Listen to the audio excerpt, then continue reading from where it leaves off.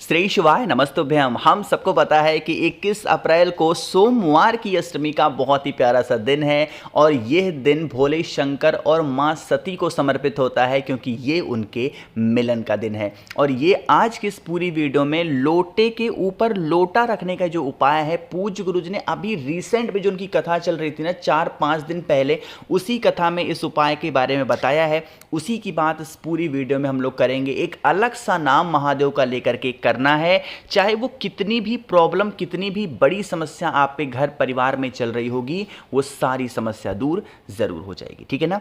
देखो, सबसे पहले इस उपाय के मैं आप लोग को 2 नियम बताने जा रहा हूं। सबसे पहला नियम तो आपको ये करना है कि अगर आपके घर में इस प्रकार से मिट्टी का कलश हो तब तो समझ लो कि आप इस उपाय को बहुत ही अच्छे से कर पाओगे।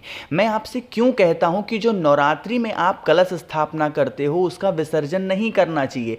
इसी सब दिन के लिए तो कलश काम आएगा, और कब काम आएगा, है ना। तो अगर आपके घर में मिट्टी के 2 कलश हों तब तो सोने पे सुहागा है, बहुत अच्छी बात है। बट मान लो कि आपके घर में मिट्टी का कलश नहीं है, आपने मेरी बातें नहीं सुनी या फिर आप मुझे पागल समझते थे उस टाइम पे जब मैंने आपको बताया था, तो आप तांबे का लोटा ले सकते हो, स्टील का ले सकते हो, कोई भी 2 पात्र ले सकते हो। ठीक है ना।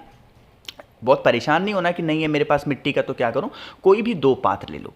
अब दोनों पात्र में जो जल भरोगे ना, वो जल आपका अपने घर का होना चाहिए, मंदिर का जल नहीं लेना। और इस उपाय को मंदिर में भी कर सकते हो, घर पे भी कर सकते हो, लेकिन जल होना चाहिए घर का ही। ठीक। अब इतना काम हो गया। अब आपको मैंने जो 2 पात्र बताया ना, एक के ऊपर एक, जैसे मान लो कि ये एक पात्र आपने ऐसे लिया और इसी पात्र के ऊपर फिर आपको दूसरा पात्र भी रखना है। दोनों पात्र में जल होना चाहिए आपके घर का। इतनी बातें क्लियर है क्या। अब आप इस दोनों कलश को अपने दाहिने हाथ पे रखेंगे, ठीक है ना, और इसके ऊपर अपना बायां हाथ रख करके जितने भी घर में आपके कमरे होंगे, जितने भी रूम्स आपके घर में होंगे, उन सभी कमरों में बस एक बार क्या करना है, आपको घूम लेना है। ज़्यादा कुछ नहीं, सिर्फ घूम लेना, कोई नाम वगैरह कुछ भी नहीं बोलना, सिर्फ घूमना। घूमने के बाद में अब पहुंच जाना है महादेव के शिवलिंग के पास में। आपने क्या किया है, मैं यहाँ पे बना के दिखा दे रहा हूँ वरना आप लोग बहुत परेशान हो जाओगे। एक कलश ऐसे लिया है आपने और दूसरा कलश जो आपने लिया है वो इसी कलश के ऊपर रखा है। ऐसे तो किया है। अब आपको क्या करना है, जो ये पहला कलश हो गया और ये दूसरा कलश हो गया, ठीक है ना। अब ये जो पहला कलश होगा इसको उठा करके सब दोनों जल एक साथ नहीं चढ़ाएंगे। इस उपाय का नियम ये भी है, इस चीज का ध्यान रखना। जो ये पहला ऊपर वाला कलश होगा उसको सबसे पहले महादेव के शिवलिंग के ऊपर चढ़ाएंगे। जब ये जल चढ़ा ले पहला, फिर आपको दूसरा जल उठा करके चढ़ाना होगा। ठीक। दोनों जल चढ़ाते समय अलग अलग आपको महादेव का एक नाम याद रखना है। वो नाम मैं यहां लिखने जा रहा हूं, उस नाम को आप नोट कर सकते हो। ठीक है ना। देखता हूं लिख पाता हूं कि नहीं। वो नाम होगा घृष्णेश्वर महादेव। ठीक है ना। ये घा है, धा नहीं है। घृष्णेश्वर महादेव मैंने लिख भी दिया ताकि आपको पढ़ने में दिक्कत ना हो। चाहो तो स्क्रीनशॉट ले सकते हो। घृष्णेश्वर महादेव के नाम से आप सभी लोगों को पहला भी जल चढ़ाना है एंड जो दूसरा जल होगा वो भी आप लोग को घृष्णेश्वर महादेव के नाम से ही समर्पित करना है। यकीन मान लीजिए, अगर इस उपाय को आपने सोमवार की अष्टमी तिथि के दिन करके देख लिया तो आपके घर परिवार की जो समस्याएं होंगी, तकलीफें होंगी, दुख होंगे, वो सारे दुख धीरे धीरे खत्म जरूर हो जाएंगे। ठीक है ना। बहुत नया सा, बहुत ही अलग सा उपाय था और यह उपाय वैशाख महीने में ही करते हैं और कभी नहीं करते। ये भी इस चीज को ध्यान रखिएगा। चलो, तो पहला उपाय आपको समझ में आ गया है। आगे बढ़ते हैं अब इस वीडियो के हम लोग भाई अपने दूसरे उपाय की तरफ, जो कि हम सभी को बहुत ही प्यारी सी सुंदर सी बेलपत्र के साथ में करना है। आप कहोगे भैया कर तो लेंगे हम, लेकिन इस उपाय के बेनिफिट क्या होंगे, फायदे क्या होंगे, वो पहले समझा देते हैं। देखो, जैसे मान लो कि आप बहुत सारे व्रत रहते हो, पशुपति व्रत रहते हो, प्रदोष व्रत रहते हो या फिर एकादशी रहते हो, आपको कोई बेनिफिट नहीं मिल रहा, कुछ भी फायदा ही नहीं कर रहा कोई उपाय। इस उपाय को एक बार करके देखना, बहुत आसान सा है। सिर्फ इस उपाय के लिए हमें 2 बेलपत्र चाहिए। कितनी? मात्र 2 बेलपत्र। अब ये 2 बेलपत्र को लेकर के पहुंच जाना महादेव के शिवलिंग के पास में। ठीक। 2 बेलपत्र मैंने बताए हैं तो आपको समझ में तो आ गया होगा कि हमें 2 बेलपत्र में से दोनों कहाँ चढ़ानी है। सबसे पहली बेलपत्र चढ़ाओगे माता अशोक सुंदरी के स्थान पे। क्यों? क्योंकि यही तो है भोले शंकर की सबसे प्रिय पुत्री, सबसे छोटी पुत्री। तो एक बेलपत्र यहाँ। जो दूसरी बेलपत्र होगी वो आपको चढ़ाना है महादेव के शिवलिंग के ठीक ऊपर, कहीं और नहीं चढ़ाएंगे। कहाँ पे? भोले शंकर के शिवलिंग के ठीक ऊपर। जब इतना आप कर चुके हैं तो आपके पास में एक तांबे के लोटे में जल भी होना चाहिए। वो जल आपको समर्पित करना है महादेव का एक अलग नाम लेकर के, और वो नाम होगा भाई चंपेश्वर महादेव। कौन से नाम से? चंपेश्वर महादेव। जल चढ़ाने का एक विधि है। आधा जल समर्पित कर देंगे माता अशोक सुंदरी वाले स्थान पे जो बेलपत्र चढ़ाया है, और आधा जल समर्पित कर देंगे भोले शंकर के शिवलिंग के ऊपर जो बेलपत्र आपने समर्पित किया है। करके देखिएगा, किसी भी प्रकार के जो आपकी मनोकामना होंगी, विशेष होंगी, इच्छाएं होंगी, वो अधूरी अगर रह जा रही हैं तो वो पूरी ज़रूर हो जाएंगी। ठीक है ना? करिएगा ज़रूर। तो यहाँ पे हम लोगों ने 2 उपाय की बातें कर ली हैं। आगे बढ़ते हैं अब इस वीडियो के हम लोग अपने तीसरे उपाय की तरफ। लेकिन यह उपाय मैं आपको तभी बताऊँगा, आपको एक छोटा सा ऑफर पहले लेके आया हूं। 21 अप्रैल सोमवार की अष्टमी, भोले शंकर मां सती के मिलन के दिन पे एक छोटा सा ऑफर है रात 12 बजे तक। 7 मुखी रुद्राक्ष होता है धन प्राप्ति के लिए, और 9 मुखी रुद्राक्ष होता है घर में सुख शांति के लिए, लड़ाई झगड़े को दूर करने के लिए। इनमें से कोई भी एक रुद्राक्ष या दोनों आप मुझसे खरीदते हो तो इसके साथ मैं आप लोग को बहुत सारी चीज़ें फ्री दूंगा। कौन कौन सी?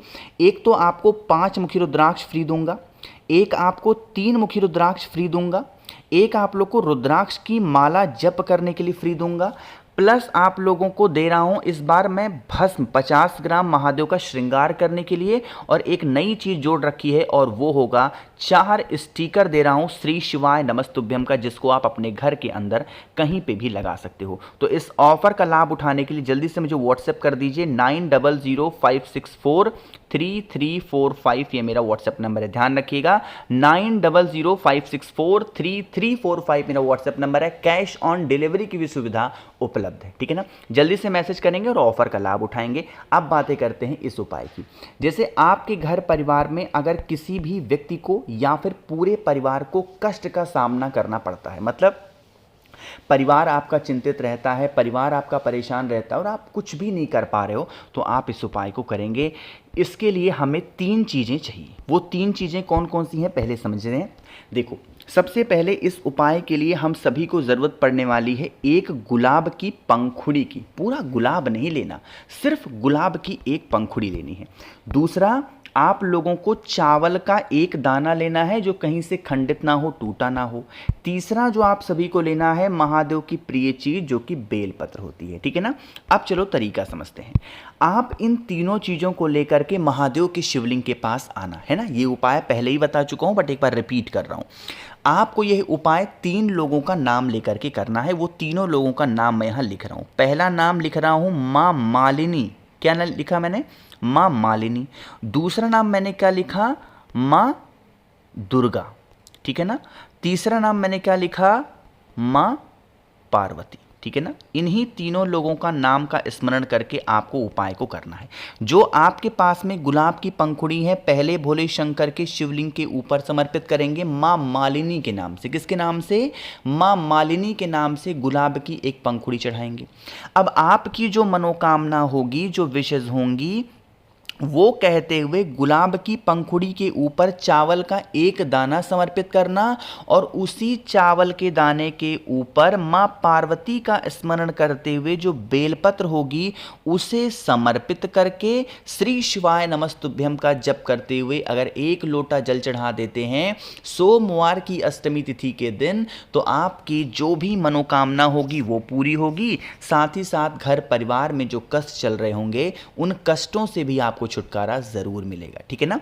करिएगा जरूर। तो यहां पे हम लोगों ने बात कर ली है अपने 3 उपाय की। सबसे आखिरी उपाय की बात हम लोग करने जा रहे हैं जो कि हमारा चौथा उपाय है, और ये उपाय मैं आपको तब बताऊंगा जब आप सब लोग करेंगे वीडियो को लाइक। जिसने अभी तक चैनल को सब्सक्राइब नहीं किया, मेरी आवाज आप पहली बार सुन रहे हैं, चैनल को जरूर सब्सक्राइब करेंगे। देखिए स्क्रीन पर जो आपको रुद्राक्ष दिखाई दे रहा है, हम लोग उपाय इसी से करेंगे, और ये वही रुद्राक्ष है जो मैं आप लोग को भेजता हूं। 7 मुखी प्योर नेपाली है। लाइनिंग देखो कितनी साफ साफ क्लियर हो रही है। देखो एक लाइन ये दिख रही होगी, एक मिनट कलर चेंज कर लूँ आपको दिखाई देगा, एक लाइन ये दिख रही है, एक लाइन ये दिख रही है, एक लाइन ये, एक लाइन ये, एक लाइन ये, कितने हो गए 7। तो ऐसे ही लाइन पूरी क्लियर दिखाई देगी आपको, है ना।